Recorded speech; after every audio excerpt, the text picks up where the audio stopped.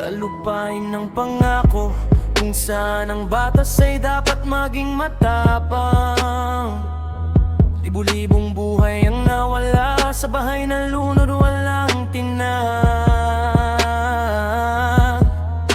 Mga inosenteng bata, lolo't lola, lalaki't babae, naging biktima ng kapabayaan ng sistemang bulok, puno ng salot na pamahalaan. Ang bahay dumating, dalay hirap at bigatin,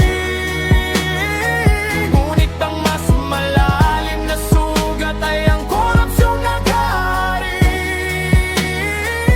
Sa Kongreso at Senado, DPWA at kontraktor nagsabwatan. Ang pera ang tanging tinig, habang ang mga nawala ng mga naiwan, sila'y walang tinig. Sa sige na tahimik, katotohanan ay tinatakpan. Ang luha ng baha ay luha ng kawalan, katarungan. Mga proyektong napako, pondong nawala sa hangin, pader na dapat sana'y matibay, gumuho sa unang hagupit ng dilim.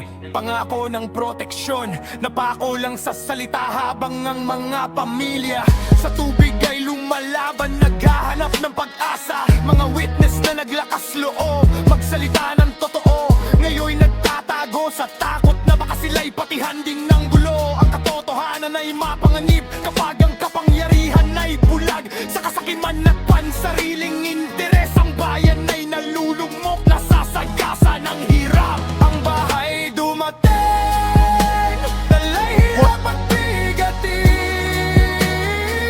ngunit ang mas malalim na sugat ay ang korupsyong nag-aari.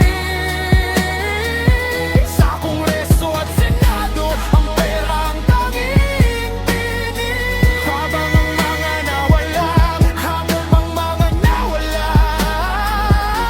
ang mga naiwan, sila'y walang tinig. At hindi na tahimik, katotohanan ay tinatakpan.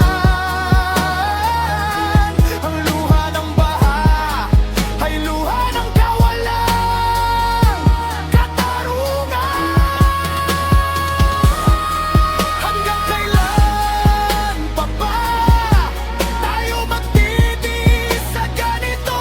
Hanggang kailan ang buhay magiging murang kapalit ng kanilang kasakiman? Sa mga rawat na bago, kailangan ng hustisya para sa bawat nawalang buhay, para sa kinabukasan ng bansa.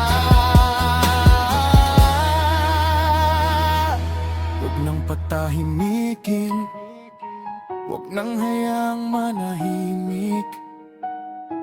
Ang boses ng bayan dapat marinig, dapat kumilos, dapat manindigan, para sa mga nawala,